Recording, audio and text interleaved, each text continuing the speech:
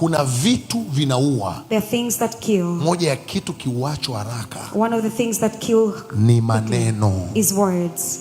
Kama unaweza kujiepusha na maneno, if you can avoid with something called words, jiepushe maisha yako yote. Avoid in your whole life. Usikubali habari mbaya. Habari mbaya zipoletwa kwenye kambi ya wana wa Israeli. When bad news was brought into the camp of Israel, walisema ni heri turudi zetu Misri. They said it is better for us to go back to Egypt. Kuna wakati adui wanaleta maneno mabaya juu ya kanisa. There are times that the enemy brings bad words. Lengo kubwa ni kuwarudisha watu duniani. The main aim is to bring people back to the world. Wewe usipojua unasikiliza yale maneno, if you don't know, you listen to those words, alafu unaharibikiwa, and then you're destroyed. Tunza ufahamu wako. Shinda roho ya maneno. Overcome the spirit of words. Uwe maiti, whether you are a corpse, uwe hai, whether you are alive, utasemwa tu. You shall be talked about. Kwa kuwa hakuna mtu mzuri moja kwa moja. Because there is no one that is good completely. Na hakuna mtu mbaya moja kwa moja. And there is no bad person or an evil person completely. Watu wenye hekima ujikita kwenye mazuri ya watu zaidi ya mabaya, na huo ndio upendo. Wise people involved into the good things of others